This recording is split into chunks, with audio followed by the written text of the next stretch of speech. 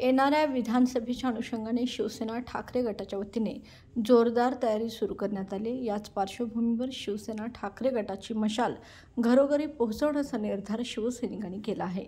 पक्षप्रमुख उद्धव ठाकरे यांच्या आवाहनानुसार आज ठाकरे गटाच्या वतीनं कोल्हापूर स्टेशन रोड परिसरातील वटेश्वर महादेव मंदिरात पूजा करून या मोहिमेला सुरुवात केली।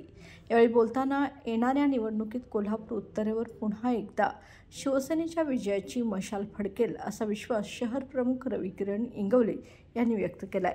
सन्माननीय पक्षप्रमुख उद्धव ठाकरे यांच्या माध्यमातून आम्हाला एक आदेश देण्यात आले की मशाल हे चिन्ह घरोघरी पोहोचलं पाहिजे। पक्षफुटीनंतरच्या संघर्षानंतर हा निर्णय घेण्यात आला। सन्मान्य पक्षप्रमुखांच्या आदेशानुसार 1,00,000 मशाल चिन्हाच्या प्रती या कोल्हापूर वासियांपर्यंत पोहोचाव्या। स्वर्गीय हिंदू हृदय सम्राट बाळासाहेब ठाकरे यांचे चिरंजीव व त्यांच्या चिरंजीवांचे चिन्ह आहे मशाल, हिंदू हृदय सम्राटांचे चिन्ह मशाल आणि युवा नेते आदित्य साहेबांचं चिन्ह आहे मशाल।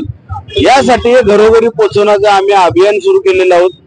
आज 1,00,000 प्रति कोल्हापूर शहराच्या उत्तर मतदारसंघ असो किंवा दक्षिण मतदारसंघ असो या मतदारसंघामध्ये पोहोचण्याचा संकल्प आम्ही आज घेतलेला आहे। कोल्हापूर शहरातील शिवसेनेच्या माध्यमातील सर्व संघटना, युवा सेना असेल, सर्व अंगीकृत सेना असतील व त्या सर्वांचे पदाधिकारी आज इथे उपस्थित आहेत मोठ्या संख्येनं।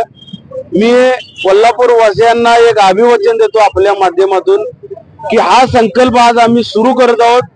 या संकल्पाला कोल्हापूर वासियांनी मताच्या रूपातून आम्हाला हातभार लावून पुन्हा एकदा शिवसेनेची मशाल महाराष्ट्र राज्यामध्ये व विधानसभेत फडकवण्यासाठी विनंती करतो आणि वटेश्वर महादेवाला देखील अगदी नमन करून विनंती करतो की ज्या हिंदू हृदय सम्राट यांनी हा पक्ष अतिशय जोमानं वाढवला, त्यांना विरोध करणारे व स्वतःकडे हिंदुत्वाचं अस्तित्व असं जाणवून देणारे या सर्वांना गाडण्यासाठी जनतेनं आम्हाला हातभार लावावा एवढी एक संकल्पना व एवढी विनंती ईश्वरचरणी करतो।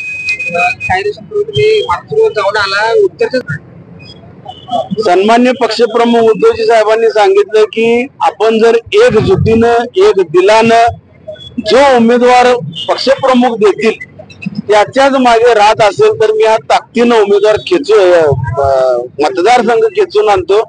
आपण एक संघ राहा, उमेदवार कोणी असो, मी कोणालाही उमेदवारी जरी दिली तरी सर्वांनी ताकदीनं लढून हा उमेदवार आपला निवडून आणावा एवढा आम्हाला आदेश दिला।